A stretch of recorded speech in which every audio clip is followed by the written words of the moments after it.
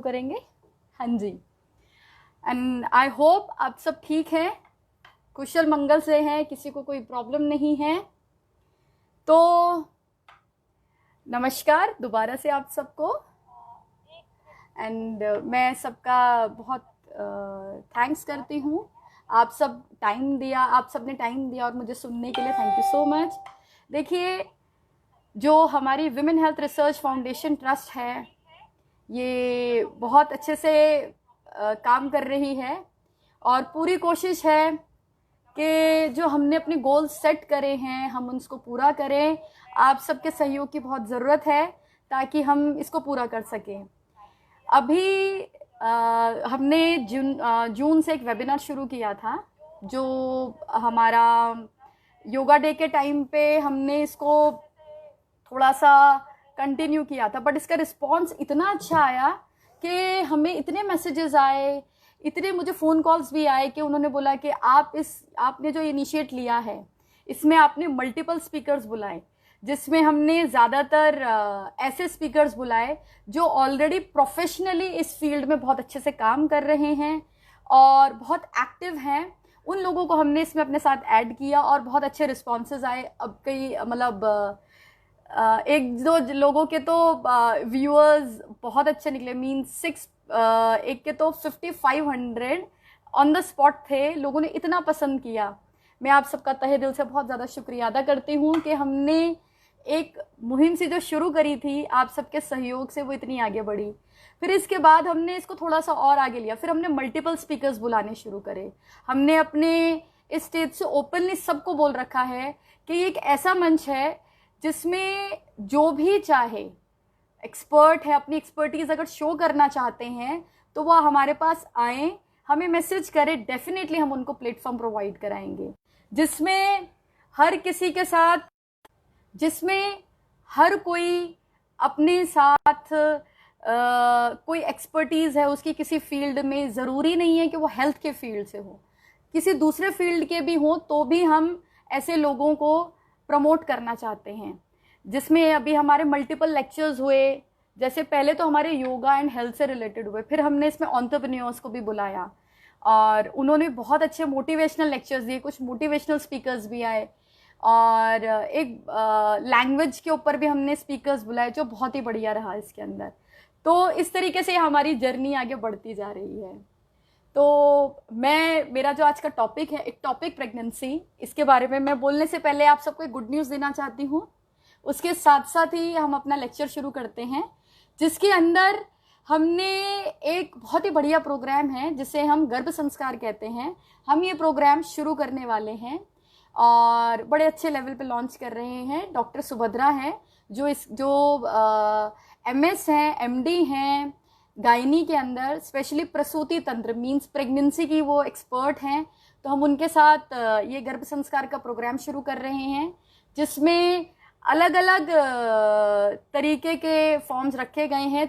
2 levels हैं इसके अंदर, एक प्रेगनेंसी से पहले का भी एक जिसमें डिटॉक्सिफिकेशन, आपका physical, mental and emotional level का डिटॉक्सिफिकेशन है। फिर उसके बाद हमने इसके अंदर ड्यूरिंग प्रेगनेंसी का प्रोसेस रखा हुआ है, जिसमें काफ़ी सारी चीज़ें इंक्लूड की गई हैं। अरोमा थेरेपी है, म्यूज़िक थेरेपी है, ज्योतिष भी है, डांस भी है, योगा भी है, मेडिटेशन भी, बहुत सारी चीज़ें हमने इसमें इंक्लूड कर रखी हैं। देखिए, पूरा स्पिरिचुअल प्रोसेस होगा जो माँ और बच्चे दोनों के लिए अच्छा है, और फिर पोस्ट प्रेगनेंसी का भी हमने इसमें इंक्लूड किया हुआ है। तो ये तो रही हमारी आने वाली प्रोग्राम्स का, मैंने आपको बता दिया है। चलिए अब मैं मेरा लेक्चर शुरू करती हूँ। सब लोग डेस्परेटली वेट भी कर रहे हैं, कमेंट्स भी आ रहे हैं। हाँ जी, हाँ जी, ज़रूर ज़रूर ज़रूर इंद्रजीत जी। चलिए कम ऑन, शुरू करते हैं। देखिए, प्रेगनेंसी है क्या, सबसे पहले हमें ये समझना ज़रूरी है। देखिए, प्रेगनेंसी एक ऐसा फेज़ है, एक 9 मंथ्स का फेज़ है, जिसमें एक लेडी अपने अंदर एक ऐसे ही अपने ही जैसे एक बॉडी को बनाती है। कहने का मतलब ये, देखिए, मारने की शक्ति सबके पास होती है, लेकिन पैदा करने की शक्ति हर किसी के पास नहीं होती। ये बहुत बड़ा गॉड का, हमारा भगवान का गिफ्ट है हर लेडी को। हर लेडी में एक पावर दे रखी है कि वो किसी जीव को इस पृथ्वी पर लेकर आ सकती है। तो it's a very spiritual process. और हम इसको बहुत स्पिरिचुअल तरीके से देखते हैं। और देखिए, इसके अंदर ये जो प्रोसेस शुरू होता है LMP से शुरू होता है, लाइक लास्ट मेंस्ट्रुअल पीरियड से ये काउंट होना शुरू हो जाता है, क्योंकि कंसेप्शन कब हुआ कोई नहीं जानता। तो लास्ट LMP पीरियड से इसकी शुरुआत हो जाती है, जिसमें ये प्रोग्राम 3 फेजेस में डिवाइड किया गया है। पहला है आपका पहले फर्स्ट ट्राइमेस्टर होता है, फिर सेकंड ट्राइमेस्टर होता है, थर्ड ट्राइमेस्टर होता है। तीनों फेजेस के अंदर 3 मंथ्स इंक्लूडेड होते हैं।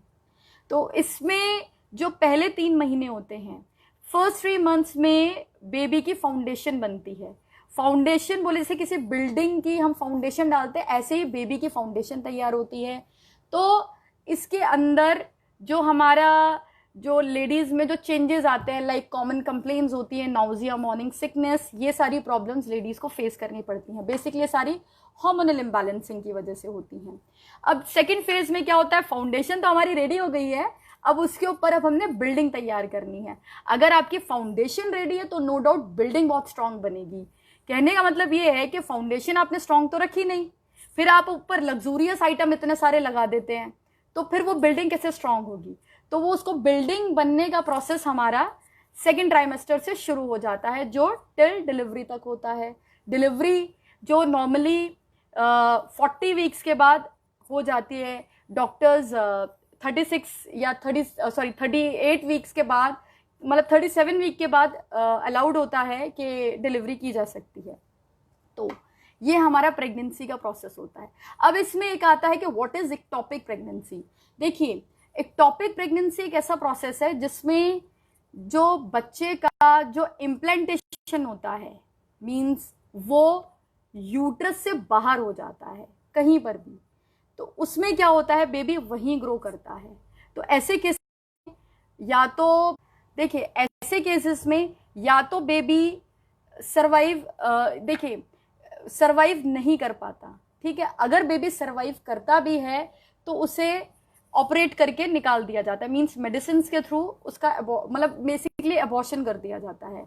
और ऐसी प्रेगनेंसीज को नॉर्मली नेचर भी किल कर देती है, क्योंकि जब वो सपोज अगर किसी का कंसेप्शन फेलोपियन ट्यूब के अंदर हो गया, और फेलोपियन ट्यूब बहुत बहुत पतली सी होती है, राइट। जब वो उसके अंदर ग्रो करेगा तो उसकी भी एक अपनी कैपेसिटी होती है एक्सपैंड करने की, जिसमें लेडीज कंप्लेन करती हैं कि उनको एक साइड पे बहुत ज़्यादा पेन हो रहा है, बहुत हो रहा है। और वो अगर अपना टेस्ट भी कराते तो सारे टेस्ट पॉजिटिव आते हैं कि हाँ वो प्रेग्नेंट है, बट कुछ टाइम के बाद जब अल्ट्रासाउंड होता है तब पता लगता है कि यूट्रस में तो बेबी है ही नहीं, तब पता लगता है इक्टोपिक प्रेगनेंसी है। तो ऐसे केसेस में उनको अबॉर्ट करके निकाल दिया जाता है ऐसे बच्चों को। तो अब सवाल हमारे पास ये आता है कि नॉर्मली इक्टोपिक प्रेगनेंसी किन केसेस में सबसे ज़्यादा होती है, किन किन केसेस में सबसे ज़्यादा होती है। देखिए, नॉर्मली लेट प्रेगनेंसीज के अंदर जो प्रेगनेंसी का जो टाइम पीरियड माना गया है अर्ली 20s में होता है, 100% होते हैं कंसेप्शन के। लेकिन आजकल लोगों सब करियर माइंडेड हैं, मैरिजेस लेट हो रही हैं, फिर करियर को भी टाइम देना होता है, करते करते 35 तक तो पहुंच ही जाते हैं, फिर जाके बेबी प्लान की बात आती है, तब तक बहुत देर हो जाती है। लेकिन ऐसा भी है, जो लोग इस दौरान, गर्ल्स एंड बॉयज़ दोनों, अगर वो कपल अगर अपने लाइफस्टाइल को मैनेज करें, लाइक सेडेंटरी लाइफस्टाइल ना लें, एक्टिव लाइफस्टाइल लें, जंक फूड, फैटी फूड ये सारे थोड़े अवॉइड करें, और अच्छा खाना, सात्विक खाना लें, होममेड खाना इज़ द बेस्ट खाना। ये खाना अगर वो लेना शुरू करते हैं अपने प्रॉपर अलग अलग डाइट में। देखिए, एक चीज़ है, बेसिकली मैं by profession I am a yoga therapist, और उसके साथ साथ मैं एक नेचुरोपैथ भी हूँ। तो मैं सप्लीमेंट्स को मैं रिकमेंड नहीं करूँगी। बीइंग अ नेचुरोपैथ मैं इतना बोलूँगी, डाइट, हमारी इंडियन डाइट के अंदर सारा कुछ न्यूट्रिशंस एंड सारे कुछ हमारे डाइट में भरे पड़े हैं। बस ज़रूरत होती है एक वेजिटेरियन को अपने डाइट को बैलेंस करने की, लाइक जिसे हम बैलेंस डाइट कहते हैं, वो कैसे करें। तो अगर आप अपनी डाइट को बैलेंस करके करते हैं तो ये कॉम्प्लिकेशंस आने के चांसेस होते नहीं हैं, क्योंकि 20s में जो हार्मोन्स होते हैं वो प्रॉपर तरीके से सिक्रेट कर रहे होते हैं। उस टाइम पे 100% चांसेस होते हैं। जैसे जैसे 25 में आते हैं परसेंटेज डाउन होती है, 30s में आने के बाद 50% हो जाती है और फिर धीरे धीरे रेशो डाउन होने लगती है। बट अगर इस दौरान गर्ल्स फॉलिक एसिड ज़्यादा लें, लाइक ग्रीन लीफी वेजिटेबल्स लें, फ्लैक्स सीड्स लें, सिजमिक सीड्स लें, चिया सीड्स लें, ये अपने डाइट में डालें तो बहुत ज़्यादा, बहुत उनके अंदर से जो कहते हैं फर्टिलिटी को जो बढ़ाने वाले जो न्यूट्रिएंट्स होते हैं वो ऑलरेडी हो जाते हैं। दूसरी बात, जो लोग जंक फूड वगैरह ज़्यादा खाते हैं, बेसिकली जंक फूड में वो फूड भी इंक्लूडेड होता है जो प्रिजर्वेटिव होते हैं, लाइक टेट्रा पैक वाले, पैक्ड फूड की भी बात हो रही है। तो आज मतलब एक केस तो मेरे पास प्रेगनेंसी का ऐसा आया था कि उनको हमेशा ये लगता था कि जो पैक्ड फूड है सबसे बढ़िया फूड होते हैं, वो प्रेगनेंसी में सिर्फ टेट्रा पैक डब्बा बंद वाले मतलब प्रोडक्ट से यूज़ करते थे। उनको लगता था अगर हम बाहर से ले लें तो वो बहुत अनहाइजीन होते हैं, जबकि ऐसा नहीं होता है, ऐसा बिल्कुल भी नहीं होता है। बाहर के लोकल फ्रूट सबसे बढ़िया होते हैं। कहने का मतलब आजकल एक बहुत अच्छा सिनेरियो आया है कि चलो जी हमने बड़े ड्रैगन फ्रूट खाना है, कीवी खाना है, बाहर से अपने स्पेशली अमेरिकन एप्पल्स आ रहे हैं, स्विट्ज़रलैंड के एप्पल्स आ रहे हैं, ये सब आ रहे हैं, तो सोचते हैं इनमें बहुत ज़्यादा न्यूट्रिशंस होते हैं। लेकिन एक चीज़ मैं आपको बता दूं क्लियर, बिकॉज जहाँ हम जिस एनवायरनमेंट में रहते हैं, हमारी नेचर बहुत बड़ी, हमारी मदर है, और एक मदर को पता है उसके बच्चे को क्या क्या चाहिए। जहाँ पे जो इंसान पैदा होता है उसके आसपास उसकी बॉडी को जो जो न्यूट्रिएंट्स चाहिए, जो जो उसको चीज़ें चाहिए, वो उसके आसपास ही नेचर उगा देती है। कहने का मतलब कि आपको local fruits and local vegetables पे फोकस करना चाहिए। अगर local fruits and local vegetables पे करेंगे तो वो आपके मतलब आपके जैसे कहते हैं ना, बॉडी की जो प्रकृति होती है उसके हिसाब से आपकी बॉडी में वर्क करते हैं, जिसमें आपको जो डेफिशिएंसीज के चांसेस नहीं होते। अब एक आया था मेरे पास जलंधर से केस, तो उनका ये था कि वो किसी डाइटिशियन से कंसल्ट कर रही थी प्रेगनेंसी के टाइम पे। तो कंसल्टेशन चल रही थी और वो डाइटिशियन ने प्रॉपर उनको एक डाइट प्लान बना के दिया। डाइट प्लान में पूरा बताया कि आपको इतने बजे ये खाना है, इतने बजे ये खाना है, इतने बजे फ्रूट खाना है, इतने बजे दिस एंड दैट, ये सब करना है। तो उनको कुछ कॉम्प्लिकेशंस आ गई, लाइक कुछ इन्फेक्शन हो गया था पेट में, ऐसे कुछ करके कुछ था, और फ्लेक्सिबिलिटी का थोड़ा इशू आ रहा था। तो मेरे कॉन्टैक्ट में आया कि हमने इस तरीके से, आप मुझे योगा एंड सबकॉन्शियस माइंड में थोड़ा सा स्ट्रेस लेवल बढ़ रहा है तो आप मेडिटेशन कराइए। जब मैंने उनसे डाइट का पूछा, डाइट का बताया, ये ले रही हूँ, तो फिर मैंने उनसे यही कहा कि प्लीज़ आप लोकल फ्रूट्स लो, और एज सच प्रेगनेंसी में कोई डाइट होती है बट इस तरीके से नहीं होती कि आपने इतनी चपाती खानी है, इतना ये खाना है, ऐसा कुछ नहीं होता। आप एक बैलेंस डाइट लो, अपनी डाइट को बैलेंस करो और अपने जो आपका फूड है उसको मॉडिफाई करके लो। बट एज यू नो कि जिसके दिमाग में एक बात बैठ जाती है तो फिर वो बैठ ही जाती है, तो वो माने नहीं। उन्होंने ठीक है हमारे साथ योगा भी किया हमारी ट्रस्ट के साथ, और फिर साथ में अपना डाइट भी करते रहे। और जब वो 8.5 months मीन्स 3rd लेवल का जब उनका अल्ट्रासाउंड हुआ, तो वहाँ पे अल्ट्रासाउंड हुआ, टेस्ट वगैरह हुए, तो उनकी हीमोग्लोबिन में की डेफिशिएंसी आ गई। इतना डाउन आया हीमोग्लोबिन कि उनको इंजेक्शंस लगे हीमोग्लोबिन के, एंड ब्लड भी थोड़ा चढ़ा। तो फिर उनको तब बोला कि नहीं, आपको नहीं लेना चाहिए था। लेकिन पता नहीं, कुछ लोगों के माइंड थोड़ा अलग ही, माइंड सेट अलग ही होता है कुछ लोगों का। उन्होंने किया ठीक है नहीं करेंगे। लाइक जब वो पोस्ट प्रेगनेंसी में आई तो उन्होंने फिर से डाइट प्लान ले लेके मुझे वेट लॉस करना है, जबकि प्रेगनेंसी के अंदर वेट लॉस करना बहुत इजी होता है अगर आप ब्रेस्ट फीडिंग पे हो। ब्रेस्ट फीडिंग के टाइम पे हमारे जब बेबी सक करता है उस टाइम पे कॉन्ट्रैक्शंस होते हैं स्टमक के अंदर, और मेटाबॉलिज्म बहुत ज़्यादा बढ़ जाता है। कुछ हमारे ऐसे हार्मोन सिक्रेट करते हैं जो हमारी बॉडी के अंदर वर्कआउट कराते हैं। फॉर एग्जाम्पल देखिए, वर्कआउट 2 तरीके के होते हैं। एक होता है वर्कआउट आपने किया, आप उससे थक गए। एक वर्कआउट ऐसा होता है आपने किया, आप थके तो सही बट आप सबकॉन्शियसली बड़े रिलैक्स हुए। तो ऐसे कुछ हार्मोन्स हमारी बॉडी में सिक्रेट होते तो वो थोड़े हाइपर साइड के हैं, बट वो हमारी सिक्रेशन उनका बहुत अच्छा माना जाता है। तो ड्यूरिंग द ब्रेस्ट फीडिंग ये कुछ हार्मोन्स हमारे सिक्रेट होते हैं जिसमें वेट लॉस बहुत जल्दी होता है। कहने का मतलब जब तक आप ब्रेस्ट फीड कराओगे तब तक आपके पास उतना टाइम पीरियड है वेट लॉस का, और जिस दिन ब्रेस्ट फीडिंग रुकी उस दिन के बाद से वेट लॉस बहुत ज़्यादा डिफिकल्ट हो जाता है, क्योंकि वो हार्मोन्स ही बंद हो जाते हैं। और एक चीज़ मैं बोलूँगी कि जो लोग इस चक्कर में कि हमारी बॉडी की शेप खराब हो जाएगी, इस चक्कर में कई लेडीज़ ब्रेस्ट फीड ही नहीं कराती हैं, वो बहुत बड़ा ब्लंडर करती हैं। अपने साथ तो करती ही करती हैं, बेबी के साथ भी करती हैं, जिसमें इतना उनको इतनी ज़्यादा प्रॉब्लम हो जाती है जो आगे जाके ब्रेस्ट कैंसर तक बॉडी में कर सकती है। और नो डाउट बच्चे के अंदर दूध नहीं जाएगा मम्मा का, तो फिर क्या प्रॉब्लम होगी, उसकी आई साइड वीक हो जाएंगी, ब्रेन डेवलपमेंट प्रॉपरली नहीं होगा, अंदर कोई ना कोई डिस्फॉर्मिटीज है उसको आने लग जाएंगी, कुछ ना कुछ प्रॉब्लम्स आ जाएंगी।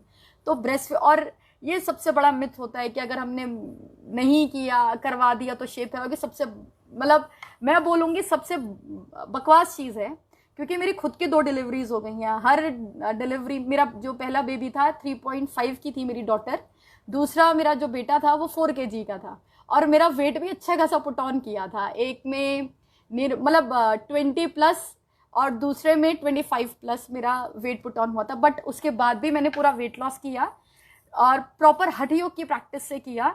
और ऐसा मैंने जो बुक्स में पढ़ा, मैंने मेरी बॉडी में ये फील किया कि डिलीवरी के बाद जब लेडी दोबारा से अपने नॉर्मल लाइफस्टाइल में आती है तो वो पहले से और ज़्यादा ब्यूटीफुल और ज़्यादा एनर्जेटिक हो जाती है, और उसकी शेप पहले से बहुत अच्छी हो जाती है।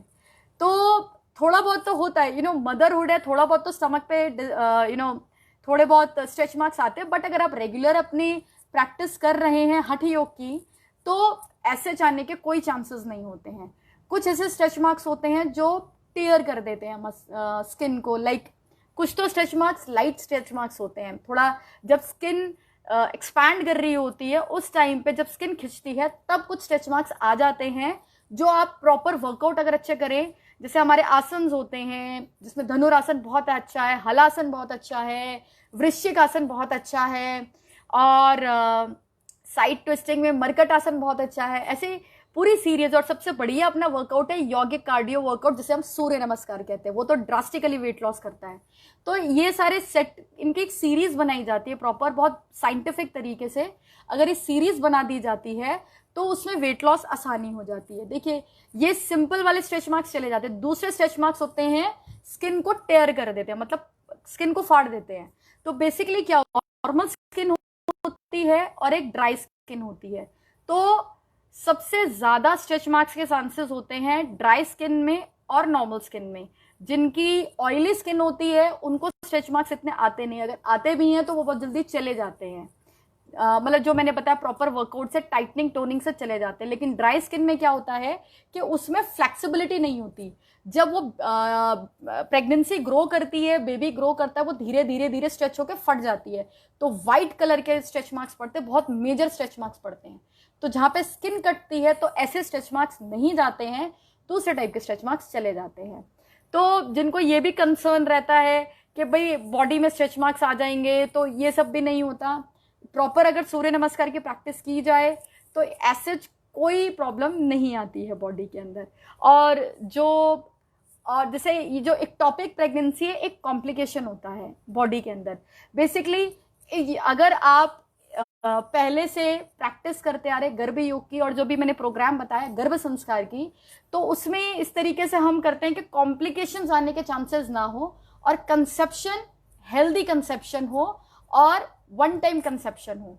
क्योंकि देखिए, कंसेप्शन होना it's a 2-way process, right? वो मेल और फीमेल दोनों का पार्ट है इसके अंदर। और आजकल देखिए, थोड़े से हमारे व्यूअर्स मेल व्यूअर्स भी हैं, तो प्लीज़ मैं किसी को हर्ट नहीं करना चाहती। ये बहुत कड़वा सच है जो सबको जानना चाहिए। नॉर्मली अगर प्रेगनेंसी का केस आता है तो लोगों में बस यही रहता है, मेल डोमिनेटिंग सोसाइटी है वैसे भी अपनी इंडिया, तो लगता है कि लेडी में ही प्रॉब्लम होती है। ऐसा नहीं है, कई बार लेडी ठीक होती है, मेल में प्रॉब्लम हो जाती है। क्योंकि मेल आजकल, पहले फीमेल इनफर्टिलिटी का रेशियो बहुत हाई था, लेकिन अब उसके साथ साथ मेल इनफर्टिलिटी भी बहुत हाई निकल गई है, जिसमें बहुत सारे कॉजेज होते हैं मेल इनफर्टिलिटी के भी। तो थोड़े बहुत मैं आज हल्का फुल्का थोड़ा टच करना चाहती हूँ, बिकॉज आप थोड़ा सा अगर अपना थोड़ा मॉडिफाई करेंगे थोड़ा बहुत अपने लाइफस्टाइल को, ये अपने आप ही ठीक हो जाते हैं। लाइक फॉर एग्जांपल, जो लोग हमारे आईटी फील्ड से हैं, बहुत ज़्यादा कंप्यूटर का यूज़ करते हैं, तो वो क्या करते हैं, कंप्यूटर को अपने लैब में रखते हैं। उनसे बोलो भाई लैब में क्यों रखते हो, वो कहते हैं जी लैपटॉप है, लैपटॉप मीन्स लैप पे रखने वाला टॉप है, तो हम तो उसको लैपटॉप को रखेंगे। लेकिन एक चीज़ मैं आपको बता दूं, देखिए ये तो इस पर काफ़ी रिसर्चेस हो चुकी हैं और ये साइंटिफिकली प्रूव है कि जो स्पर्म्स होते हैं, स्पर्म्स की जो टेम्परेचर होता है वो नियर अबाउट 2 डिग्री सेल्सियस या उससे डाउन होता है। तो इस चक्कर में क्या, और जो लैपटॉप में जो हीट जनरेट होती है वो बहुत हाई होती है, तो उससे क्या होता है रेगुलर बेसिस पे रखने से तो वो स्पर्म्स को किल कर देती है या फिर उनकी क्वालिटी खराब कर देती है। तो कई बार क्या होता है, जैसे स्पर्म की टेल होती है पीछे, आगे हेड होता है पीछे टेल होती है। दूसरी प्रॉब्लम आ जाती है स्वेलिंग, मीन्स टेल स्वेल करने लग जाती है। तो एजुकेशन के टाइम पे स्पर्म स्विम ही नहीं कर पाते, जिस वजह से पेनिट्रेशन हो ही नहीं पाता, तो कंसेप्शन रुक जाता है।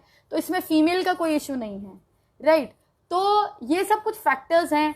तो अब इसका प्रिकॉशन कैसे ली जाए। अब दूसरा क्वेश्चन आता है कि भाई हम फिर लैपटॉप का यूज़ ना करें।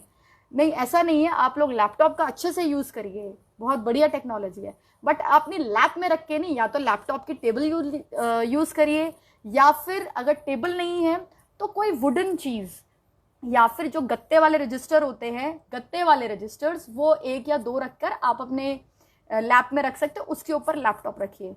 इसके साथ साथ देखिए प्रेग्नेंट लेडीज भी करती हैं, जो हमारे आईटी फील्ड से आती हैं, वो भी अपने लैप में रखती हैं। मैडम थक जाते हैं, पूछो तो ये बोलते हैं मैडम थक जाते हैं, बार बार उठना बैठना बड़ी प्रॉब्लम हो जाती है, तो मैम इस बेटर के हम अपने लैप में ही रख लेते हैं, पलंग पे लेटे हुए हैं और बैठकर लैप में रख देते हैं, जो कि बहुत बड़ा ब्लंडर है।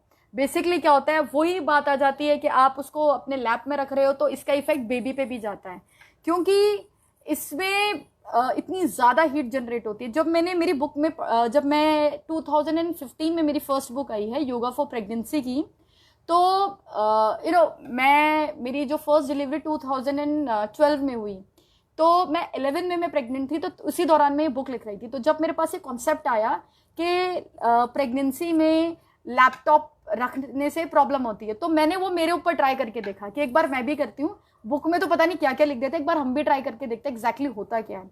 तो मैंने मेरी लैप में रख के लैपटॉप पे काम करना शुरू किया, तो 3 से 4 मिनट के अंदर ही मेरे को पूरे वूम के अंदर बहुत ज़्यादा हीट फील हुई। मतलब मुझे फील होने लग गया कि मेरा इतना बड़ा वूम है और उसमें बिल्कुल हीट जनरेट हो रही थी। तो फिर मैंने उसके मतलब लैपटॉप और मेरे बीच में, लेकिन हाँ मैंने लैपटॉप मेरी मतलब लैप में था, तो फिर पहले मैंने उसको लैप से हटाकर बिल्कुल टेबल पे रखा, टेबल पे थोड़ा सा बट नज़दीक करके रखा था, दूर नहीं किया था, नज़दीक ही था। तो अब वो धीरे धीरे वो हीट मेरे बढ़ते जा रही थी, वो मतलब थोड़ी बहुत उससे इम्प्रूवमेंट तो आई थोड़ा दूर के, बट फिर भी मेरे को फील हो रही। तो फिर मैंने पहले उसके ऊपर एक तकिया रखा, लाइक कुशन, कि क्या होता है, उससे कोई इफेक्ट नहीं हुआ। फिर मैंने प्रॉपर गत्ते का रजिस्टर रखा, तब जाके, और 2 रजिस्टर रखे मोटे मोटे, तो फिर उसके बाद से वो हीट आनी बंद हो गई।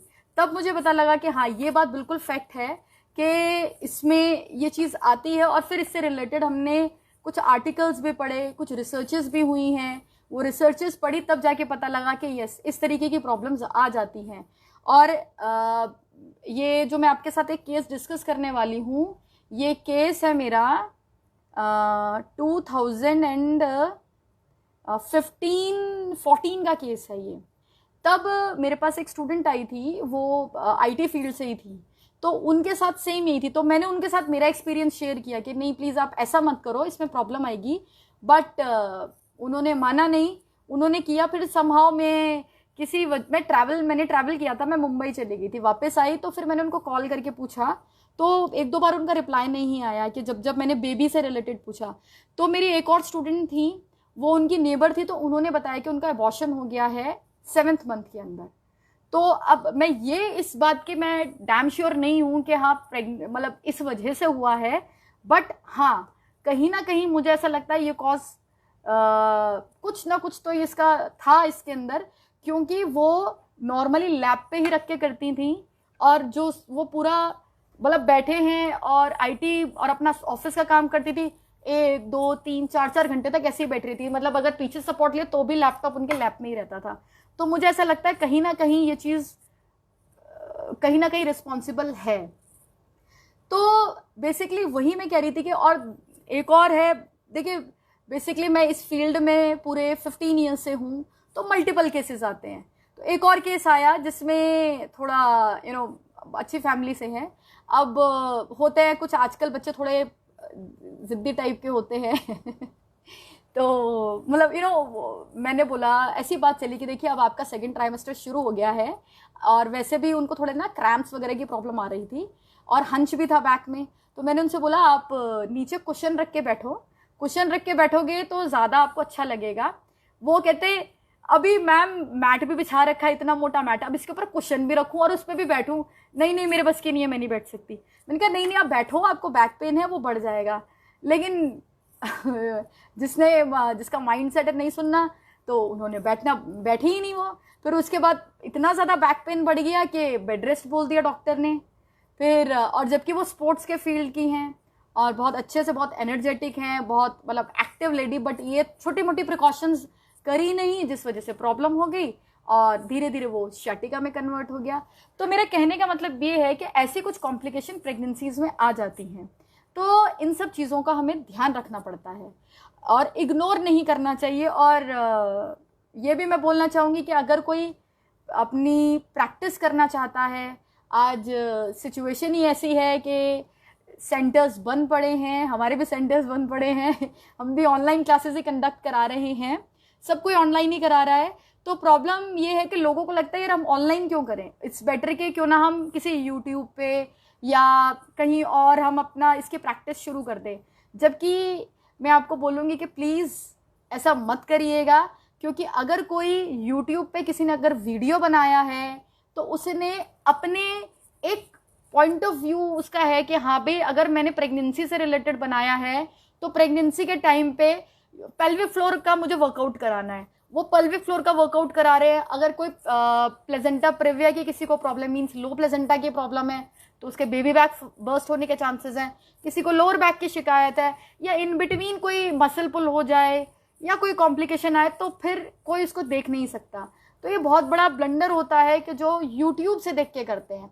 यूट्यूब से अगर देखने का मन है तो आप मेडिटेशन करो, ब्रीदिंग में भी देखिए, ब्रीदिंग को लोग बहुत रैंडमली लेके चलते हैं, बहुत मतलब जब जो हमारी बॉडी कैसे वर्क करती है। देखिए मैंने अभी हाथ हिलाया, मेरा एक मैकेनिज्म है, उसने मेरे को एक ऑर्डर गया जो मेरी नर्व्स लेकर गई, स्पाइनल कॉर्ड के थ्रू ऊपर पहुंची ब्रेन में। ब्रेन ने तब तक मुझे बोला कि नहीं अब आप एक उसने सजेशन, एक हार्मोन सिक्रेट किया, एक सजेशन गया कि आप हाथ पीछे कर लो क्योंकि आगे गर्म चीज़ है।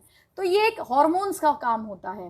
तो ऐसे ही प्रेगनेंसी में भी हमारे हार्मोन सिक्रेट कर रहे होते हैं, लेकिन एक नॉर्मल बॉडी में जो सिक्रेशन हो रहा होता है, अगर हार्मोन डबल सिक्रेट करते हैं या ट्रिपल सिक्रेट करते हैं अपने लेवल से, तो हमारी बॉडी में प्रॉब्लम्स शुरू हो जाती हैं। कई बार चक्कर आना, गैस, एसिडिटी, किसी को डायबिटीज हो जाता है, किसी को थायराइड हो जाता है। लेकिन आप प्रेगनेंसी में देखिए जो हार्मोन्स होते हैं 100 टाइम्स हाइयर सिक्रेट करते हैं, मतलब नॉर्मल लेवल से 100 टाइम्स हाइयर। तो सोचिए एक प्रेग्नेंट बॉडी के अंदर क्या चल रहा होगा, बॉडी में बॉडी तैयार हो रही है। तो ऐसे केसेस में अगर आप, और जो हमारी बॉडी जो फंक्शन करती है, हमारी बॉडी ने फंक्शन किया, ये सजेशन किया, तो ये हमारे हार्मोन्स कर रहे हैं। और जब हम वर्कआउट करते हैं, वर्कआउट हमारे स्केलेटन सिस्टम के ऊपर काम करते हैं, मस्कुलर सिस्टम के ऊपर काम करते हैं, लिम्फेटिक सिस्टम पे, एंडोक्राइन, सब पे काम करते हैं, राइट, इस पे काम करते हैं। लेकिन जो आसन्स होते हैं, जब आप उसको ब्रीदिंग के साथ करना शुरू करते हो, प्रॉपर अपनी यौगिक थेरेपेटिक फॉर्म में जब आप काम करना शुरू करते हो, मैं कार्डियो वर्कआउट की बात नहीं कर रही, यौगिक कार्डियो इज अ सूर्य नमस्कार, बट जो नॉर्मल कार्डियो। लेकिन आजकल लोग क्या करते हैं, योगा के साथ साथ उसके अंदर नॉर्मल कार्डियो एक्सरसाइजेस घुसा दी, जबकि योगा है नहीं, वो कार्डियो, योगा के नाम पे कार्डियो एक्सरसाइजेस करा रहे हैं, जो बिल्कुल गलत है। तो अब मैं उनकी बात नहीं कर रही, मैं प्योर योगा की बात कर रही हूँ कि आप प्योर योगा के जो अपने आसन्स हैं, वो अगर आप ब्रीदिंग के साथ करते हो तो उसका इफेक्ट आपके फिजिकल लेवल पे तो आता ही है, आपके मेंटल लेवल पे भी आता है, आपके हार्मोनल लेवल पे भी आता है। तो इसके साथ साथ अब आती है बात ब्रीदिंग की। जब हम ब्रीदिंग करते हैं तो ब्रीदिंग भी इस तरीके से काम करती है, बट हमारी ब्रीदिंग का डायरेक्ट कनेक्शन हार्मोन्स के साथ होता है। देखिए हार्मोन्स कैसे सिक्रेट करते हैं, आपने इनहेल किया, एक्सेल किया ध्यान लगा के, तो उसके अकॉर्डिंगली जब हम इनहेल करते हैं तो हमारे कुछ हार्मोन सिक्रेट एक फ्लो में सिक्रेट कर रहे होते हैं, उसी लेवल से हमारे हार्मोन एक्सहेलेशन के साथ फ्लोट कर रहे होते हैं। तो अब क्या होता है, अगर इस केस के अंदर, जैसे फॉर एग्जाम्पल मैं इसको एक एग्जाम्पल के साथ देती हूँ, जैसे हम किसी डॉग को देखते हैं, वो जोर जोर की सांस भरता है, जोर जोर की सांस भरता है, तो उसके हॉर्मोन्स जल्दी जल्दी जल्दी जल्दी जल्दी जल्दी होते हैं, जिस वजह से क्या होता है, उसके अंदर वो बहुत हाइपर होता है, ठीक है, और जल्दी जल्दी रिएक्ट करने वाला होता है। सबसे ज्यादा रिएक्टिव एनिमल वही होता है, क्योंकि उसकी ब्रेथ रेट बहुत ज्यादा होती है। और अगर मैं दूसरी बात करूं, लाइक हम काऊ की बात करें, काऊ की ब्रेथ रेट बहुत स्लो होती है, तो उसका रिएक्शन, जो वो रिएक्ट करती है, वो जल्दी रिएक्ट नहीं करती। लाइक किसी ने मारा तो वो तुरंत मारेगी नहीं, वो चुप रहेगी, क्योंकि उसकी ब्रेथ लंबी है। इसी तरीके से क्या है, अगर हम अपने ह्यूमन बीइंग की बात करते हैं, जिन लोगों की ब्रेथ शॉर्ट होती है, जल्दी जल्दी इनहेल किया, जल्दी जल्दी एक्सहेल किया, जिनकी होती है, वो लोग बहुत ज्यादा हाइपर होते हैं। उनके अंदर जो हॉर्मोन्स होते हैं, देखिए स्ट्रेस क्रिएट करने वाले हार्मोन हम नहीं कहेंगे, वो ऐसे हार्मोन होते हैं बॉडी में एनर्जी क्रिएट करते हैं। एनर्जी क्रिएट करने वाले हार्मोन सिक्रेट करते हैं, बट जब एक लिमिट में रह के सिक्रेट करेंगे तो बॉडी के लिए अच्छे। जब ये बियॉन्ड द लिमिट जाते हैं तब वो स्ट्रेस में कन्वर्ट हो जाते हैं, तो वो हार्मोन्स का सिक्रेशन बढ़ जाता है, जिससे उनको रिएक्शंस बढ़ जाते हैं बॉडी के अंदर, और वो बहुत जल्दी जल्दी रिएक्ट करने लगते हैं। जिसका इफेक्ट क्या आता है, अगर वो योगा की प्रैक्टिस कर रहे हैं तो ऐसे लोगों को मसल पुल, cramps, spasm, ligament tear, muscle टेयर जल्दी होते हैं, ट्विस्टिंग्स जल्दी हो जाती हैं, ठीक है। और अगर ऐसे लोगों को हम शवासन भी कराते हैं तो वो शवासन कर ही नहीं पाते, मेडिटेशन कर ही नहीं पाते, वो हिलते डुलते रहते हैं। कई बार तो ऐसा होता है आंखें खोल के देखने लग जाते हैं कि अच्छा ये बहुत अच्छा कर रहा है, अच्छा ये, अरे मेरा क्यों नहीं लग रहा ध्यान, और डिस्टर्ब करने लग जाते हैं। ऐसे भी हमने योगा क्लासेस में स्टूडेंट्स देखे हैं। तो ये सारे होते हैं हॉर्मोन्स जिनके ब्रेथ रेट ज्यादा होती है, और दूसरे होते हैं जिनकी ब्रेथ रेट डाउन होती है। तो अब इसमें क्या होता है, जो गहरी लंबी सांस भरते हैं, गहरी लंबी सांस छोड़ते हैं, प्रॉपर प्राणायाम करते हैं, प्राणायाम में एग्रेसिव प्राणायाम की सीरीज भी है, नॉर्मल प्राणायाम की भी सीरीज है। जब वो इस तरीके से इनहेल एक्सहेल करते हैं तो धीरे धीरे उसके अकॉर्डिंगली उनके हॉर्मोन्स बढ़ते हैं। जब हॉर्मोन्स बढ़ने शुरू होते हैं, हमारे हैप्पी हॉर्मोन्स, एंडोर्फिन, कॉर्टिसोल्स, ये सारे सिक्रेट करते हैं, हमारे न्यूरोट्रांसमीटर्स जो वो सिक्रेट्स करते हैं। तो जब वो हार्मोन सिक्रेट करते हैं तो हम बहुत ज़्यादा रिलैक्स फील होते हैं, और जो ब्रेथ होती है, ब्रेथ के अकॉर्डिंगली ही हार्मोन सिक्रेट करते हैं। कहने का मतलब, अगर आप ब्रीदिंग अच्छे से प्रैक्टिस करेंगे तो आपके अंदर होने वाले जो सिंपैथेटिक नर्वस सिस्टम की वजह के हाइपर होने की वजह से जो कॉम्प्लिकेशंस आते हैं वो नहीं आते, पैरासिम्पैथेटिक नर्वस सिस्टम एक्टिव हो जाता है, जिस वजह से वो सारे कॉम्प्लिकेशंस हमारे कम हो जाते हैं। तो इसलिए मैं फिर उसी बात को दोहराऊंगी कि YouTube में जो प्रैक्टिस कराते तो प्लीज प्रेग्नेंट लेडीज उसको ना करें, क्योंकि अगर आप गूगल पे भी सर्च करेंगे आपको 8th मंथ में या 7th मंथ में आपको सर्वांगासन मिलेगा, मतलब सर नीचे पैर ऊपर, कई बार वृश्चिकासन भी मिल जाता है। मैंने भी देखा, मैं खुद हैरान हो गई कि यार ये हो कैसे रहा है। देखिए ऐसे में क्या होता है, आपको नहीं पता वो किसने किया। लोग फेक बेबी बम्प लगा के भी करते हैं, कुछ अपने प्रोडक्ट्स वगैरह बेचने के लिए वो फेक बेबी बम्प लगाकर ऐसे आसन कर देते हैं। तो लोगों को लगता है, अब जब गूगल पे आते हैं तो गूगल पे आप प्रेगनेंसी डालोगे, प्रेगनेंसी आसन डालोगे तो सारे आसन निकल के आ जाते हैं। तो लोग फिर इसको ट्राई करने की भी कोशिश करते हैं, जो बिल्कुल गलत है, जिसमें बेबी बैक बर्स्ट होने के चांसेस है, मम्मा की भी लाइफ को खतरा है और बेबी की लाइफ को भी खतरा है। तो ऐसी चीजें हमें नहीं करनी चाहिए।